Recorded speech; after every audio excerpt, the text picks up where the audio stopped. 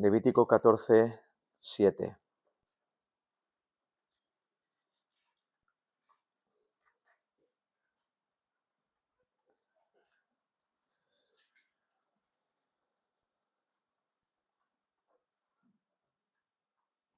Y rociará 7 veces sobre el que se purifica de la lepra y le declarará limpio, y soltará la avecilla viva en el campo. El mismo capítulo, el verso 53. Dice así: luego soltará la avecilla viva fuera de la ciudad sobre la faz del campo, así hará expiación por la casa y será limpia. Amén. Amén. Gloria al Señor.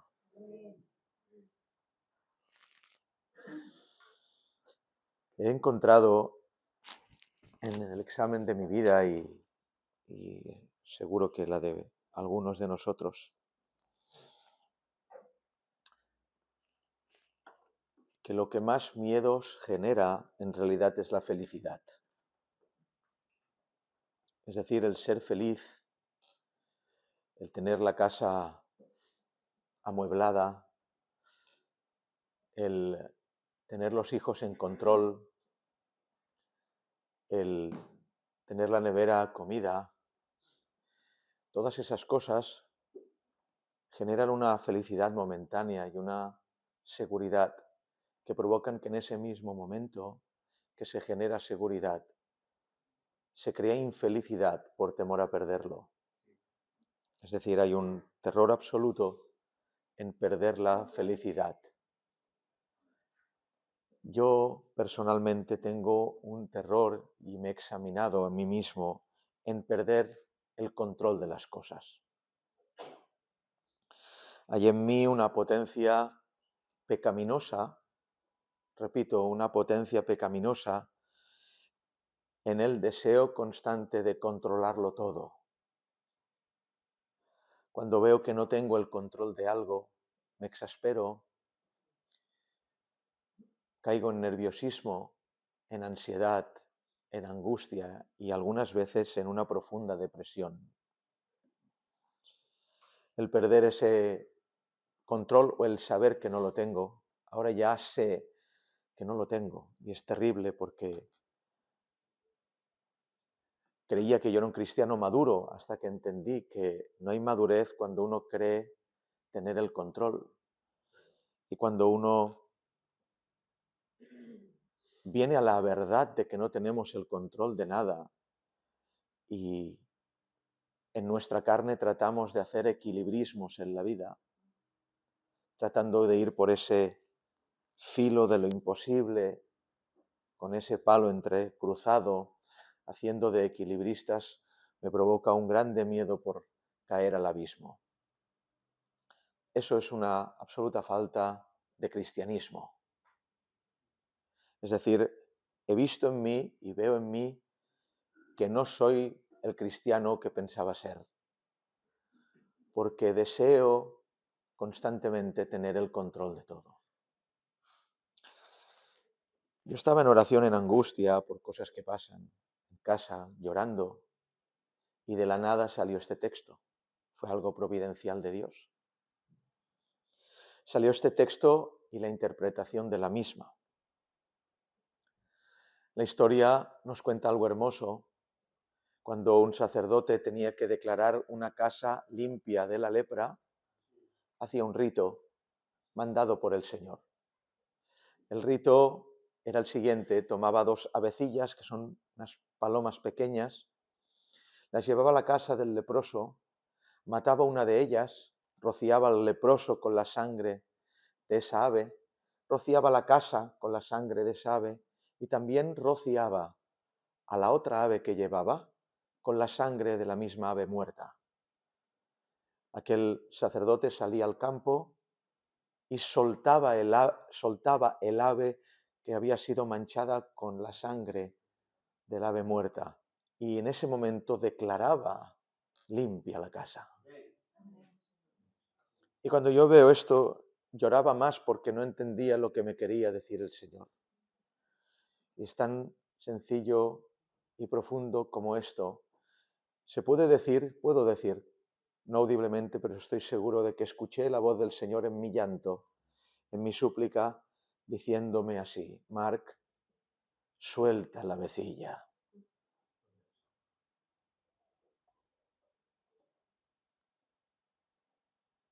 Hubo un impacto en mi corazón. Pasó algo. Lo vi todo claro. En un segundo vi cómo el Señor hablaba algo tan claro en mi vida. Cómo soy un sacerdote negligente que no suelto el ave que tengo que soltar. Que lo quiero tener todo bajo mi control y en realidad un ave cautiva es una contradicción de términos. Es tan profundo lo que os voy a compartir. Quiso el Señor hacer que las aves de vez en cuando tocaran suelo. Por eso alguien las pudo cazar. Pero el hábitat natural del ave no es el suelo. El hábitat natural del ave es el cielo. Quiso el Señor que de vez en cuando nuestros deseos tocaran suelo, nuestras inquietudes tocaran suelo, querer tener el control tocara suelo, pero si nos fijamos, todas estas cosas tienen alas, no nos pertenecen. No pertenecen a nuestro corazón, no pertenecen a nuestro hábitat. Porque alguien tuvo que cazar el ave, ¿no? Para que el sacerdote llevara dos, alguien tuvo que cazar el ave. Las aves en las jaulas, llevadas a casa del leproso. Y lo que os tengo que decir es que quizás alguien se vea en esta pecaminosidad que nos lleva a la angustia. ¿El qué? El que nos dedicamos a cazar lo que tiene que volar. No es nuestra responsabilidad. Es la responsabilidad del cielo. No es nuestro hábitat. Es el hábitat de Dios. Tratamos que lo celestial sea terreno. Tratamos de controlarlo todo. De ahí proviene un cansancio absoluto, un agotamiento que uno no sabe expresar, tristeza, una tristeza que sume de repente y uno dice, ¿soy cristiano teniendo esta tristeza? Porque tratamos de atrapar lo que tiene que volar y hacerlo nuestro. La vecilla no podía haber sido suelta hasta que el leproso hubiera sido declarado limpio. Es por eso que estos textos tan hermosos y tan aplicativos, no cero aplicativos, pero solo puede el Señor aplicarlos, pero tan señalativos a la cruz del Calvario como Cristo fue el ave muerta y el ave soltada a la misma vez, como declaró la casa del leproso limpia por volar con la sangre, hace de que entendamos de que lo de Dios debe ser soltado. Nuestra impaciencia, el querer ver resultados al momento, el querer ver la respuesta de Dios en el acto. Hechos 19:36, debéis estar tranquilos y no hacer nada precipitadamente. Hechos 19:36 dice en otra traducción, puesto que esto no puede contradecirse, es necesario que os apaciguéis y que no hagáis nada precipitadamente. Armados en paciencia. La paciencia no es otra cosa que soltar la decisión y dejarle a Dios el albedrío. Siempre se habla del libre albedrío del hombre. ¿Tendrá libre albedrío Dios? ¿Se lo dejaremos o trataremos con nuestras oraciones y nuestras lágrimas doblegar su voluntad? Trataremos hacer que nos siga enviando aves para tenerlas enjauladas en casa. Permitir a Dios ser Dios es una de las tareas que el cristiano y de las asignaturas pendientes del cristiano, porque nos ponemos de rodillas tratando hacer que Dios se ponga de rodillas ante nuestra voluntad. Y Dios me decía, Marc, suelta la vecilla. Podía ver el gesto de Dios haciéndome así, suéltala. Suéltala. Y se me clavó como un puñal en el alma. Le dije, es verdad, Señor, cuánto pecado hay en mí. Ya no celebro Navidad. Sé conducirme en una iglesia. Ya no hago fiestas paganas. Ya no caso a mis hijos como anteriormente hubiera querido, ya no pero aún continúo queriendo tener el control de lo que tiene que volar. Porque votar por la soberanía de Dios es una de las asignaturas pendientes del cristiano. Dejar que Dios decida.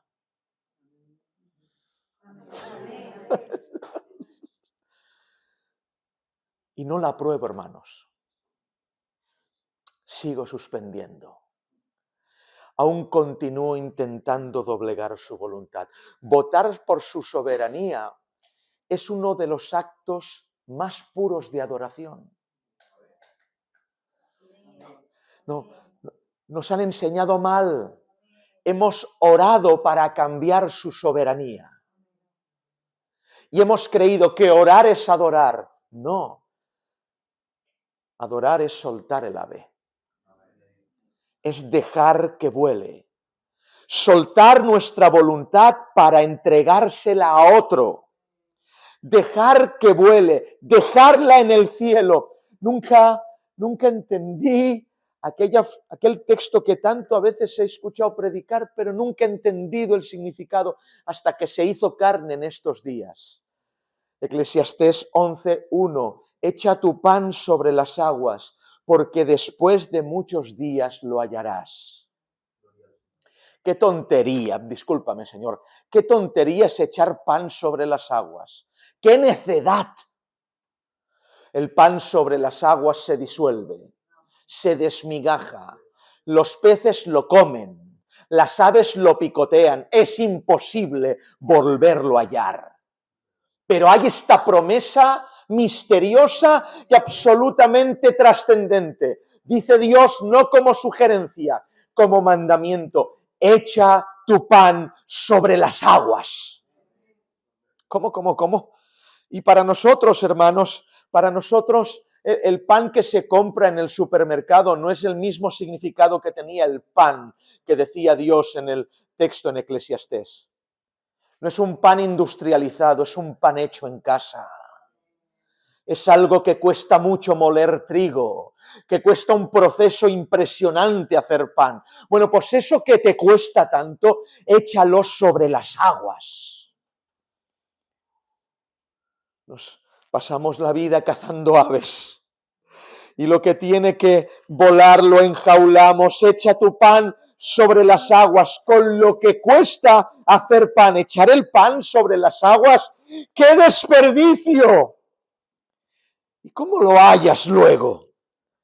Quizás, muy quizás las aguas del caos son las manos de su providencia. Y quizás tus manos y las mías son lo que estropee el plan de Dios. Echa tu pan sobre las aguas. Los torrentes que bajan impetuosos no son el lugar para dejar pan, pero dice Dios, échalo en ese lugar. Échalo. Y no dice el pan. Hubiera podido elegir un pronombre neutro o un artículo. No, habla de tu pan. Para una casa el pan antiguamente era lo tuyo, lo íntimo, lo esencial, aquello que es supervivencia. No sería, o quizás sería fácil echar el pan de otro, pero el tuyo, lo que te pertenece, creo que allí está la prueba, en creer que algo es tuyo y que no lo recibiste. Cuando uno cree que el pan es suyo, cuando uno cree que lo que tiene es suyo, cuando uno cree que le pertenece, se niega a echarlo al agua. Echa tu pan sobre las aguas. ¿Qué es el pan? Lo esencial para vivir, lo que nadie te puede tocar. Aquello que si mañana no lo tienes, mueres. Piensa. Y ahora piensa, medita. Está aquí el Señor, hermanos. ¿Qué es aquello que si se te quita, mueres? ¿Qué es lo esencial para vivir? ¿Qué es aquello que si no lo tuvieras, no podrías vivir? Eso es lo que te pide Dios que eches sobre las aguas. No está diciendo el arroz de bogavante ni el entrecot.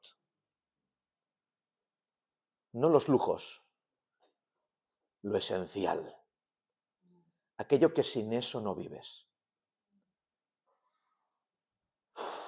Podríamos terminar aquí. Es que sin esto no vivo. Es que esto no...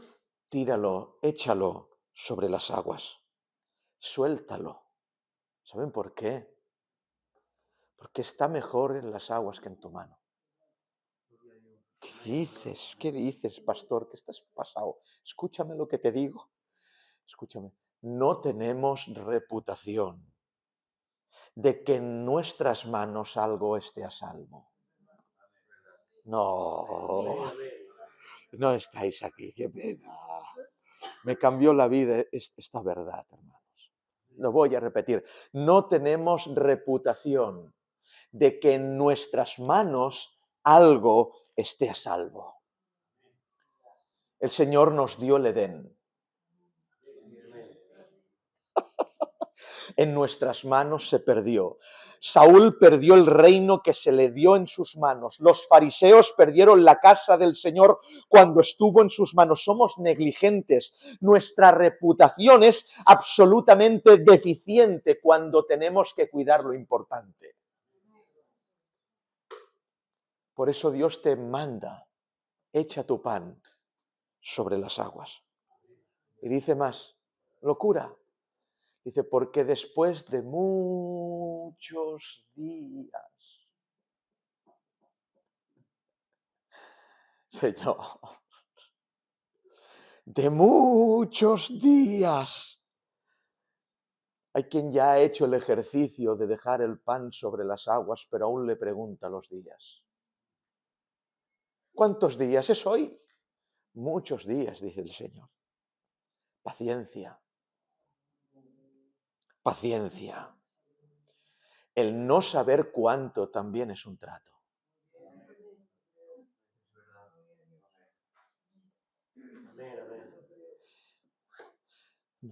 Nos agarran el corazón ira cuando no funciona el móvil 5 segundos, cuando no hay cobertura. En 3 segundos estamos, no funciona.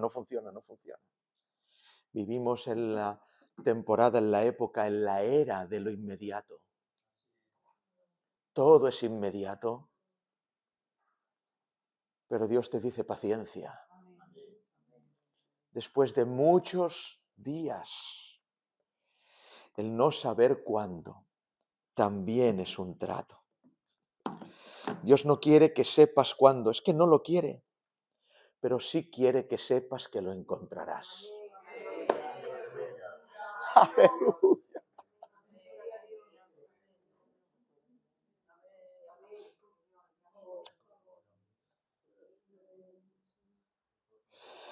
No quiere que sepas cuánto, no quiere que sepas cuándo, pero sí quiere que sepas que lo encontrarás.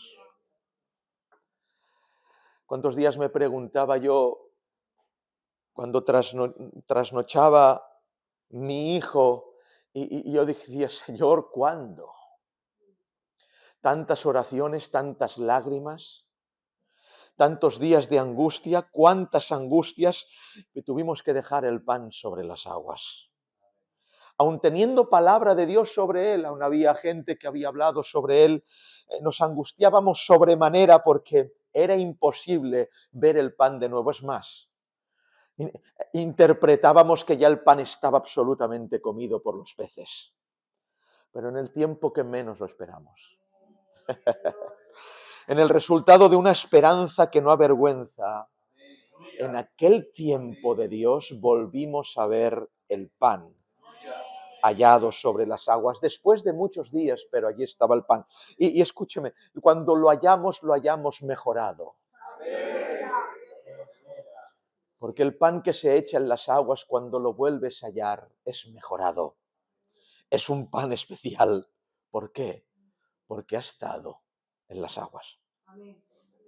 El pan que eches en las aguas, que sea orado en paciencia, esperado en esperanza y encontrado. Ese pan es un pan especial. Dios no quiere que sepas cuándo, pero quiere que sepas que lo hallarás. Sorprendentemente lo hallarás sin moho. Lo hallarás calentito, como recién sacado del trato. Del trato. El trato de Dios es tan extraño. Escrito está, Él hace su obra extraña, su extraña obra. Así lo describe la palabra del Señor. Y no se desintegra, tranquilo, lo hallarás. Echa tu pan. Cuando habla la palabra pan en Eclesiastés también es grano. Porque a veces el proceso de hacer pan es misterioso. Hay quien necesita un horno, Dios necesita aguas. No necesita Dios panadero, necesita tu fe, échalo en las aguas. El grano de Dios no se planta en tierra, sino en las aguas del trato. Porque hay quien se echó grano y fue pan. Aleluya. Hay gente que son grano perpetuo, pero nunca pan hecho. Porque prefieren ser grano antes que echarse sobre las aguas. Y nunca tendrás pan. Oh, aquella hebrea. ¿Tocas? Oh, aquella hebrea en su angustia. El Señor le dio un pan hermoso. Tanto dice así que se dice que era muy hermoso. Pero la presión de los egipcios hacía que fueran casa por casa, visitaran las casas de las hebreas por si nacía un niño, tenían que matarlo. Era lo más tierno. Lo acababa de parir Jocabet, lo más amado, lo más débil. Sí, lo más amado, lo más débil, lo necesario, lo que sin eso no puedo vivir. ¿No era el postre? Era el pan. ¿Qué hacemos? ¿Os imagináis los egipcios presionando? Nosotros no vemos egipcios presionando, porque a veces, hermanos míos, me preguntéis si el egipcio soy yo. ¿Y si el pan de Dios a quien lo mata soy Dios? Pero, ¿y si mi abrazo a Moisés, a mi voluntad, a mi deseo, a lo que yo quisiera, y si mi abrazo es el impedimento para que ese niño se convierta en el libertador? ¿Y si yo quiero abrazar tanto, lo quiero tanto, lo amo tanto? ¿Qué pensaría Jocabet en esa persecución? ¿Qué pensaría?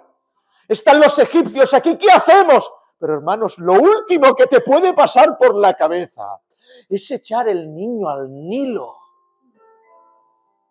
El río con más fama de caimanes, cocodrilos y pirañas de África.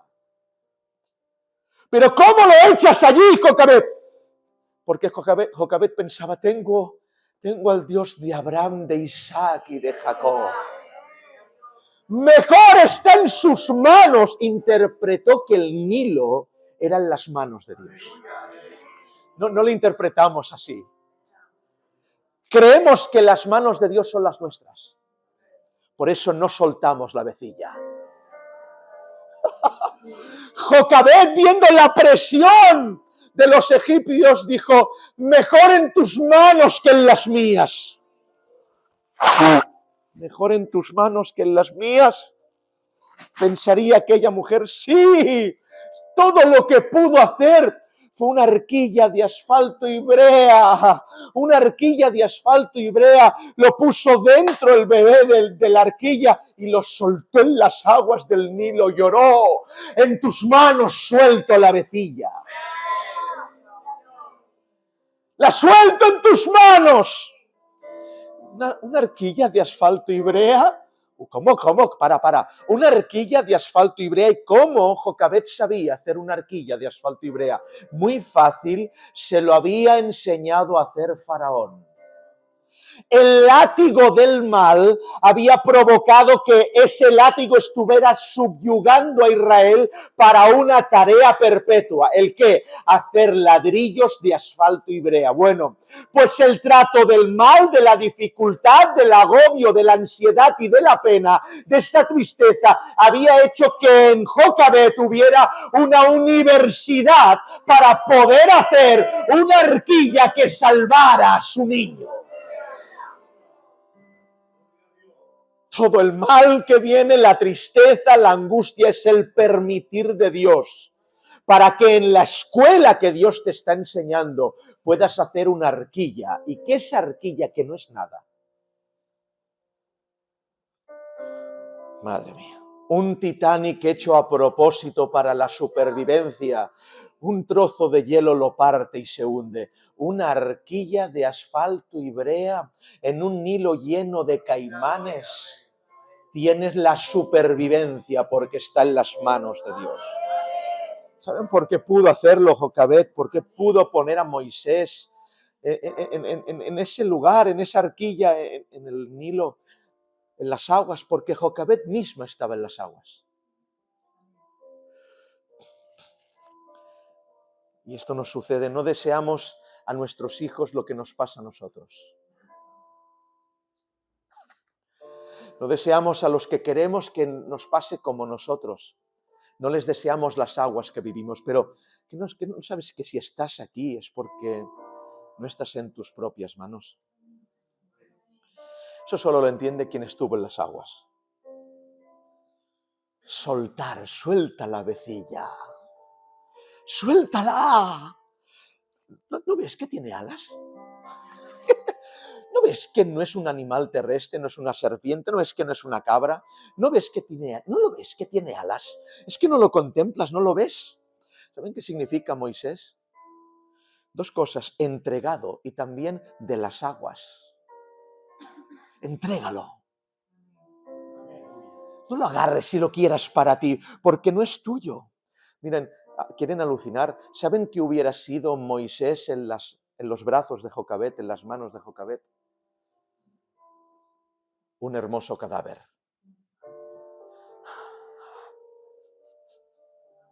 Si aquella madre dice: no es mío, esto no lo suelto, no es mío, entran los egipcios y lo matan en sus brazos. Y hubiera tenido el niño más hermoso del mundo, pero muerto. ¿Saben qué son nuestros deseos y nuestras voluntades en nuestros brazos? Hermosos cadáveres. Son hermosos cadáveres muertos porque no supimos soltar la vecilla. Nuestras manos son cariñosas, nuestras manos aman, el nido está infestado de caimanes, pirañas, pero es su voluntad.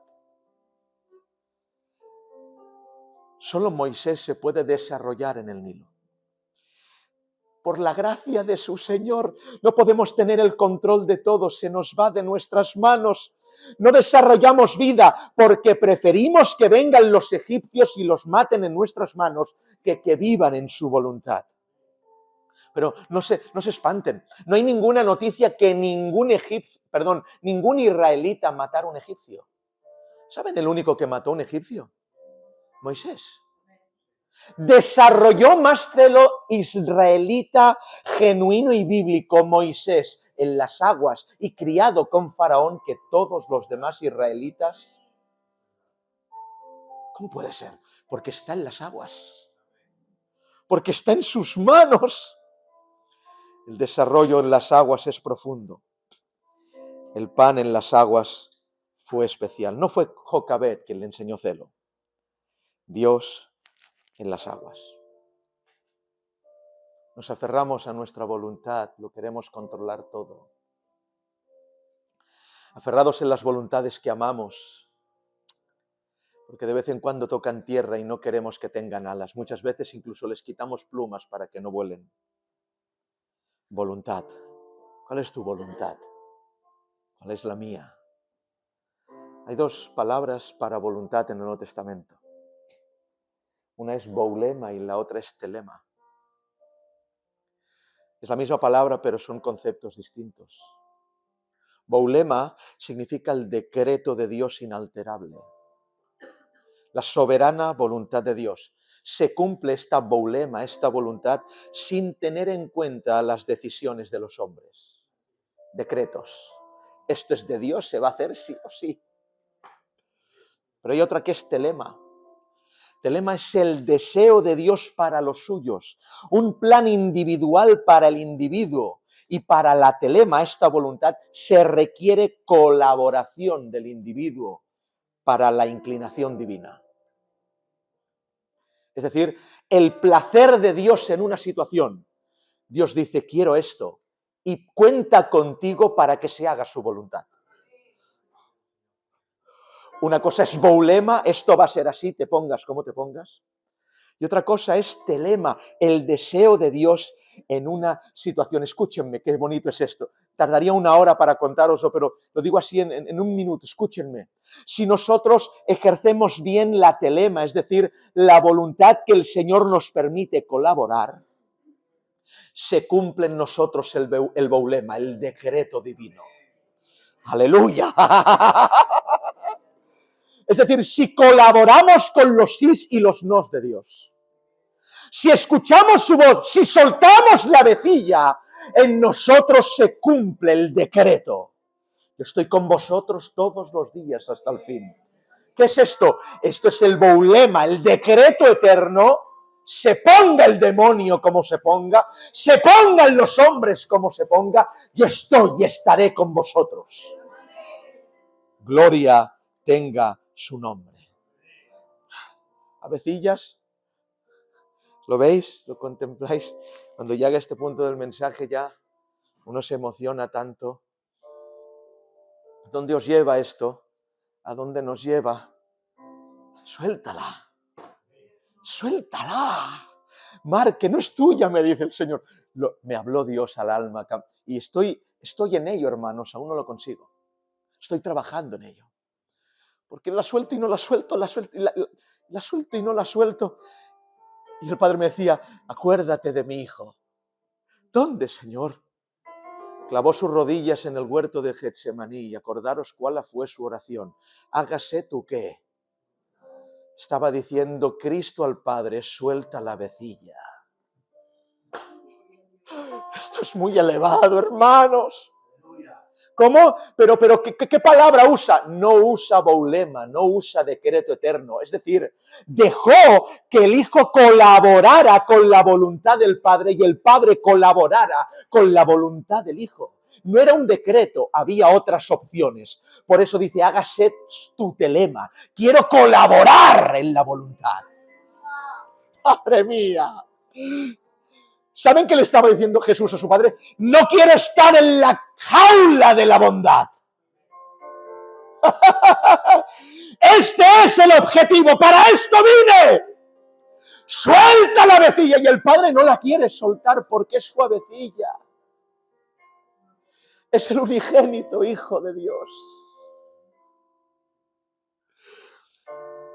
Pero el ave tiene que sangrar. Tiene que morir y tiene que volar.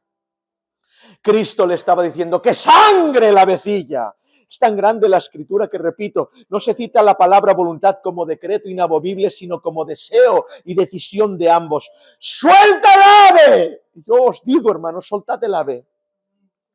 ¿No veis que tiene alas? ¿No veis que no puede vivir enjaulada? La fe se vuelve de plástico por no soltarla. Muchas iglesias empezaron bien, pero por no soltar el ave, su fe se volvió de plástico. Es terror disfrazado de fe fingida. Es temor de Dios, pero no es temor de Dios. Oh, hermanos, no nos dejará caer el Señor, os lo prometo, porque Él conoce nuestra condición, se acuerda de que somos polvo. Suelta la avecilla. Suelta la avecilla, porque de alguna manera soltar la avecilla nos hace volar a los terrenos. ¿Saben cuál es la forma de que usted vuele? Haciendo que el ave vuela. Igual no se levanta del suelo, pero nos da alas cuando soltamos la avecilla. Nos da alas, nos da alas. El dominio de la situación, el control de la situación, el agarrar el ave y no soltarla, el querer el control, dominar el ave, dominar la providencia. Pero mira si tiene alas, no es terrestre. Suelta la voluntad, suéltala. El cielo es su lugar y no tus manos.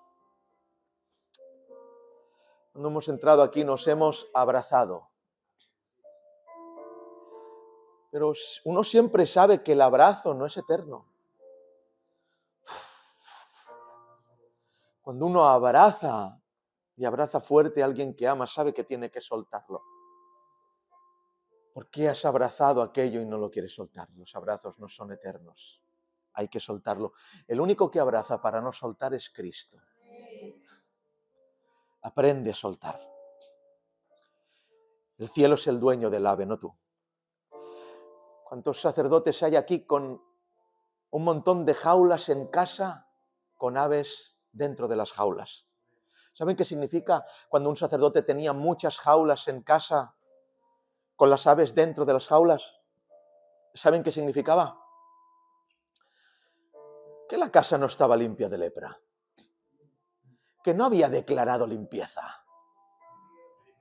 Y es que somos tan santos los del camino, los de casa de David, que creemos que esas santidades, pero mientras tenemos las jaulas llenas de aves en casa, nos está diciendo que la casa no está siendo limpia de lepra. No hay leprosos declarados limpios mientras haya avecillas en las jaulas. Esto fue un miércoles. ¿No me quitó la angustia? Aprendí. Miércoles por la tarde, cené poco, me fui a dormir. Me levanté, teníamos algo que nosotros creemos que es importante y que nos duele el jueves. Le dije a la Conchi, me voy a la iglesia. Voy a la iglesia a buscar al Señor. Me fui a la iglesia y antes de ir a la iglesia pasé por Passeig de Sant Joan, que hay un cajero para ingresar dinero en la caja. Y cuando me dirigía para allí, estaba angustiado en gran manera. Aún presente con la palabra que el Señor me había hablado. Contemplé a lo lejos en la esquina, justo en la esquina del cajero, un hombre vestido de harapos, 1,95 m, 120 kilos, con unas barbas pelirrojas hasta aquí. Y que la gente pasaba por al lado y el hombre estaba serio. A los 20 metros de llegar al cajero y a donde estaba este hombre, aquel hombre se gira y me mira.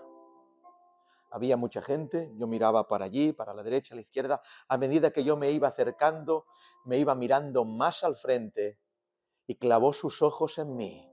Cuando yo me acerqué a él, me hizo así. Y yo hago, ¿esto qué es? Ojos rojos, azul, no sé qué color eran, pelirrojo, impresionante, 2 metros, un mendigo vestido en harapos de pie. Pocas veces verán un mendigo de pie. Siempre un mendigo está en el suelo pidiendo. Estaba de pie, se acerca hacia mí, me acerco, me sonríe y me hace... Voy hacia él, me acerco con un poco de temor y me hace así, hermanos.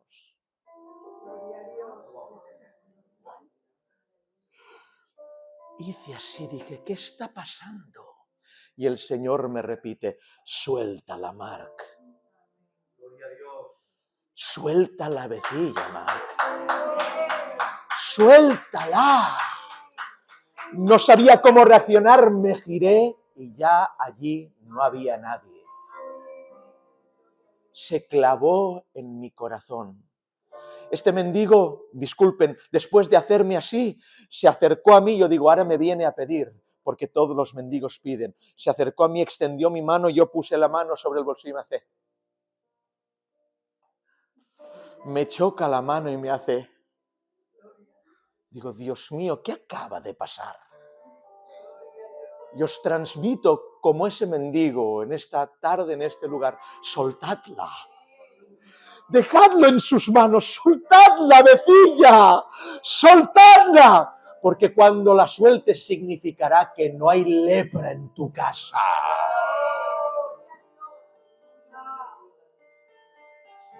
Soltadla, soltadla, soltadla, soltad la vecilla. ¿O qué prefieres, la lepra con la vecilla en tus manos o ser declarado limpio? Y suelta la vecilla. La voluntad era una. Jesús en el Getsemaní, el Padre soltó la vecilla murió y fue manchada otra. Cristo muerto y resucitado. Y todos aquellos sacerdotes que soltaban la vecilla en el Antiguo Testamento la soltaban y nunca más la volvían a ver. Pero nosotros tenemos la esperanza de que aquella vecilla que fue suelta hace 2000 años volverá. No, espérate. Si ves una vecilla hermosa por la iglesia o por tu casa, la ves revolotear, fíjate solamente en algo. ¿En qué? Fíjate si tiene sangre, porque a veces hay aves que vuelan, pero no es la verdadera, no es la de hace 2000 años. La de verdad aún tiene sangre, sangre que declara que la casa está limpia, para la gloria y honra de su nombre. Echa el pan sobre las aguas, suelta la vecilla, suéltala. Tristeza, angustia, dolor, no saber, después de muchos días. Dios no quiere que sepas cuándo, pero sí quiere que sepas que vas a hallar el pan. Es promesa de Dios y yo me lo creo. Aleluya. Cierra tus ojos. Es promesa de Dios y yo me lo creo. ¿Estás cansado? Suelta la vecilla. No son tus fuerzas, sino las suyas. Estás en el deterioro, suelta la vecilla. No son tus fuerzas, sino las suyas. Tu voluntad, el querer el control. Acuérdate de Jocabet. Yo no quiero tener un bebé muerto en mis brazos. Prefiero dejarlo en las aguas. Suelta el pan. Suelta tu pan, lo íntimo, aquello que no puedes vivir sin ello, porque no tenemos fama de que algo en nuestras manos sea conservado. ¿Qué va? Lo estropeamos todo. Cuando tocamos algo lo estropeamos. Y si alguien, yo vengo de días muy cansado, agotado, pero si alguien necesita oración en esta tarde, que se ponga de pie en este lugar ahora.